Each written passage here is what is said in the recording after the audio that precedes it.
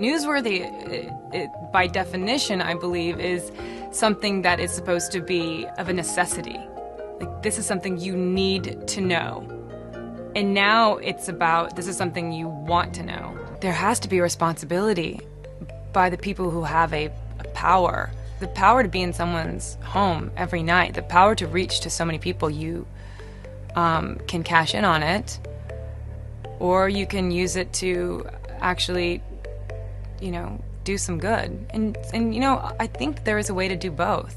All of the women on the show are smart and strong and empowered, but they are all very feminine as well. The Newsroom is back for season 2. Yeah. And I have to say, I feel like the critics, right off the bat, are feeling this one a little bit more. Why do you think that is? I have no idea. That's a slippery slope when you try to figure out why people in general like you or don't like you. I think with your show or in life, but you're just happy when they do, and I'm very thankful. And the Emmys are obviously being announced, the nominations tomorrow. Oh, are they? Yeah, tomorrow morning. Are you hoping that you guys get some love? Well, it would be very nice. I know how hard Sorkin works on the show and how everybody works on the show, so to get something like that would be amazing. But it's also, it's a tough competition. 1-hour dramas, it's like all of my favorite shows are in that category. So, and I have a lot of friends on other shows, so it's one of those things where you just kind of, it's nice when it happens, and if it doesn't happen, it's really nice for your friends. I think my favorite thing about my character in the Newsroom is that she's a woman that's not the typical woman shown on movies and on television, because she kind of flips it on the guy. She's not like this girl who's like dying for this relationship and wanting this man, and it's like more of a modern woman, I think. Well, Olivia, on the Newsroom, you play Sloan, and tell me about getting that role, and what did you know about Sloan when you first started on the show? Oh, well, what I first knew about Sloan was very little. It was just what was, small character description inside of the script, and which is nice, because then you get to bring more to it as an actor. I get to, there's a jumping off point, and then I get to kind of develop it and make her into basically what you see today. So, and then the character's very small in the pilot, so there wasn't much to kind of go on really in the beginning. I'd give anything to feel rage. I grew up loving the news, and I was in a military family, so that's the kind of one staple you get no matter where you go on whichever military base you're on. One thing that we touched on a lot on the first season of Newsroom was the pressure that all news is getting right now. All news organizations are getting to just be the first, be the first, be the first. And in that process and in that race, a lot of times it's just, a lot of times you lose the real facts. So it's really the race to say something, not so much the race to say the right factual thing. Hey, money skirt! The day will come when we have an HR rep who cares what goes on this floor. And on that day, sir, I will dance upon your grave. Reciting stock quotes and wearing a skirt? When the show first came out last season, a lot of people were wondering about Sloan and who she was based on. I know she was never based on anybody, and I didn't base her on anybody. But as I started getting asked that more and more, I started thinking well, the question, it really isn't who is it based on? It's more for me, I guess, who inspired me as a journalist and why did I want to go into journalism? And the one person who always comes to mind is Diane Sawyer.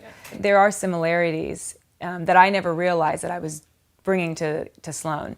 But things that were important to me, that I didn't want her to wear a lot of jewelry. I didn't want anything to distract from the information that Sloan was giving. I wanted her to wear very clean-cut suits, like black preferably, and just so that everything was clean and professional and put together, but not distracting. And you see that's how Diane Sawyer kind of has her look as well. Sloan, how much are you like this economist who's a little awkward, I think, in my opinion, when it comes to the relationships? Yeah, I think there's a lot of the awkwardness that I bring from my personal experience. I oftentimes think that I should not be allowed to talk to people in public. I think, when I go, my friends always find it strange, when I go to a hotel, if we're on vacation, when room service comes, I ask if I can just go in. Like, I've been in the closet before. I go into the bathroom and just wait. And they're so now my friends get it, but it's because I just don't want to. I'm like, oh, I'm gonna be socially weird. I usually am, and I ramble too much, like I'm doing now, and I just get uncomfortable. But what I really liked about Sloan, I asked Sorkin, I said, with these social awkward moments that she has, is it okay if I play it that she's aware of it? Because sometimes, you see with actors and characters that they're socially awkward, but they don't know when they're kind of thrown off, that other people are thrown off by them. And I think, well, I know I'm socially awkward, so I think it's better when people just are aware of it, and that's how I end up playing Sloan. If the Newsroom was a real broadcast news show, would you watch it, and why?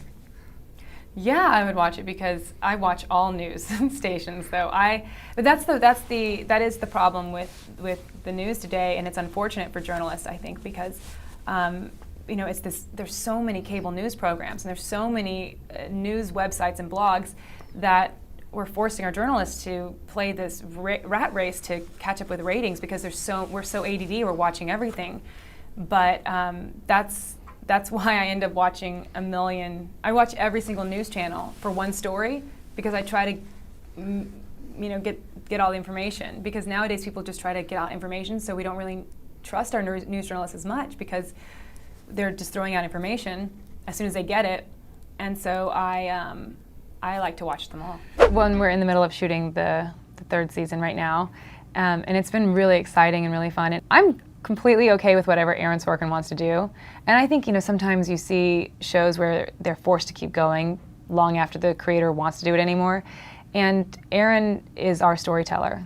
He writes all the characters and all the stories and everything, so when he's done, then we should all be done. And I'm happy that we get to go out on a high note, and I'm happy that I had this time. I mean, 3 years is a long time. 3 seasons is a long time, and now we all get to go off and do other things. It's been such a rocky ride for that show, like all across the board.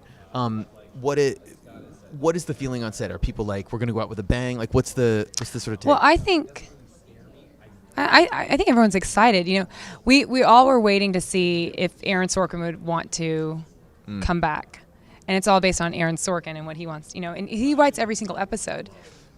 And we were waiting, and then he decided he will come back. I'm like, great. I'm excited because I just think it's so much better to end when the creator wants to end, and not have to keep going and going and going. And then we all get to go off and do other stuff and do other projects, and we also get to have this, and it's really great.